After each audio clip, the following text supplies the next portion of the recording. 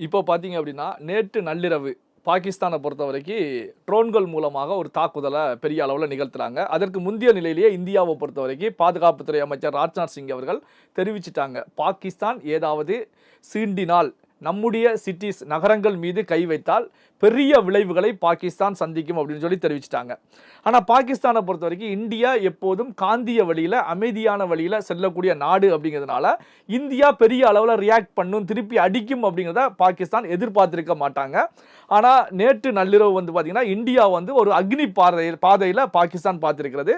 பாகிஸ்தான் மட்டுமல்ல, நமக்கு அண்டை நாடுகளாக இருக்கக்கூடிய, நம்மளுக்கு பார்டரில் இஷ்யூக்களை எப்போவுமே டென்ஷனை வச்சிருக்கக்கூடிய நாடுகளான சைனா போன்ற நாடுகளுக்கும் இதன் மூலமாக இந்தியா செல்லக்கூடிய பாதை இனி அக்னி பாதை அப்படிங்கிறத நிரூபிச்சிருக்காங்க அப்படின்னு கூட எடுக்கலாம். பார்த்தீங்கன்னா பாகிஸ்தானை பொறுத்த வரைக்கும் இந்தியாவில் இருக்கக்கூடிய 15 நகரங்களை குறிவைத்து தான் இந்த ட்ரோன் தாக்குதலில் ஈடுபடுறாங்க. குறிப்பாக 3 மாநிலங்களில் இருக்கக்கூடிய முக்கியமான நகரங்கள் அப்படின்னு சொல்லி ஈடுபடுறாங்க. இப்படி பாகிஸ்தானை பொறுத்த வரைக்கும் 3 நகரங்களை டார்கெட் பண்ணி ட்ரோன்களை பொறுத்த வரைக்கும் முழுக்க பாகிஸ்தான் யூஸ் பண்ணியது சைனா பேஸ்டு ட்ரோன்கள், டர்க்கி பேஸ்டு ட்ரோன்களையும் பயன்படுத்தியதாக சொல்லப்படுது. அப்போ வந்து பாகிஸ்தான் இதை யூஸ் பண்ணி தான் அடிக்க வர்றாங்க. இப்போ பார்த்தீங்கன்னா மகாபாரதத்தில் வந்து விஷ்ணு அவர்களுடைய கையில் வந்து சங்கு சக்கரம் இருக்கும், சுதர்சன சக்கரம்.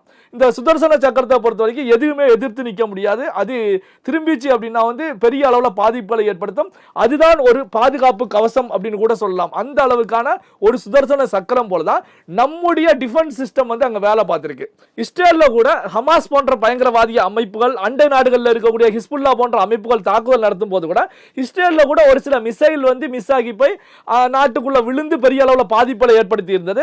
ஆனால் நேற்று பார்த்தீங்க அப்படின்னா எந்த ஒரு ட்ரோனாக இருந்தாலும் சரி, எதுவுமே வந்து நம்முடைய மக்கள் வசிக்கக்கூடிய இடங்களுக்குள்ள விழாத அளவுக்கு இந்த டிஃபென்ஸ் சிஸ்டம் வந்து பாதுகாப்பை கொடுத்திருக்கிறது. இந்தியாவை பொறுத்த வரைக்கும் இந்த டிஃபென்ஸ் சிஸ்டத்தை பொறுத்த வரைக்கும் நம்ம ரஷ்யா கிட்ட இருந்து வாங்கினது, இஸ்ரேல் கிட்ட இருந்து வாங்கினது, நம்முடைய உள்நாட்டு தயாரிப்பு அப்படின்னு சொல்லி பல லேயர்களில் வந்து ஒரு பாதுகாப்பு செக்யூரிட்டியை வந்து ஒரு ஃபென்டாஸ்டிக் லெவலில் அமைச்சிருந்தாங்க அப்படின்னு கூட சொல்லலாம். ஏன்னா இப்போ நேற்று நடந்த நிகழ்வை பொறுத்த வரைக்கும் இப்போ பாகிஸ்தானுக்கு மட்டுமல்ல, சைனாவுக்கு, பல்வேறு நாடுகளுக்கு கொடுக்கப்பட்ட எச்சரிக்கை அப்படின்னு கூட எடுத்துக்கலாம். பார்த்தீங்க அப்படின்னா அந்த அளவுக்கு டிஃபென்ஸ் சிஸ்டம் வந்து வேலை செய்திருக்கு. இந்தியாவை பொறுத்த வரைக்கும் திருப்பி பாகிஸ்தானில் இருக்கக்கூடிய 12 நகரங்களை டார்கெட் பண்ணி இந்தியா வந்து நள்ளிரவில் வந்து தாக்குதலை துவக்குறாங்க. இதில் முப்படைகளும் ஈடுபட்டு இருக்கிறது. அதாவது பார்த்தீங்கன்னா அரபிக் கடலில் இருக்கக்கூடிய நம்முடைய போர்க்கப்பலை பொறுத்த வரைக்கும் கராச்சி துறைமுகத்தை டார்கெட் பண்ணி அங்கே அடிக்கக்கூடிய வேலையில் ஈடுபடுறாங்க. அதே நேரத்தில் இங்கே இருந்தும் இந்தியா வந்து ட்ரோன் தாக்குதலில் ஈடுபடுறாங்க. அப்போ இந்த தாக்குதலை பொறுத்த வரைக்கும் முப்படையுடைய தாக்குதல் வந்து மிக பெரிய அளவில் இருந்தது. பாகிஸ்தானால சமாளிக்க முடியல. காரணம் என்ன அப்படின்னா, இந்தியாவால் அடிக்கப்பட்ட ட்ரோன்களை பொறுத்த வரைக்கும் இலக்குகளை துல்லியமாக போய் தாக்கக்கூடிய வகையில் தான் இருந்துச்சு. காரணம் என்ன அப்படின்னா, இதற்கு முந்தைய நிலையிலேயே HQ-9 அப்படிங்கிற டிஃபென்ஸ் சிஸ்டத்தை வந்து இந்தியா வந்து காலி பண்ணிட்டாங்க. பாகிஸ்தானுக்கு சைனா கொடுத்த டிஃபென்ஸ் சிஸ்டம் அங்கு வந்து சிதைக்கப்பட்டு விட்டது. அப்போ பார்த்தீங்கன்னா அங்கே பாதுகாப்பு ஏற்படுத்த முடியாது, மிசைல்ஸை தடுக்க முடியாது.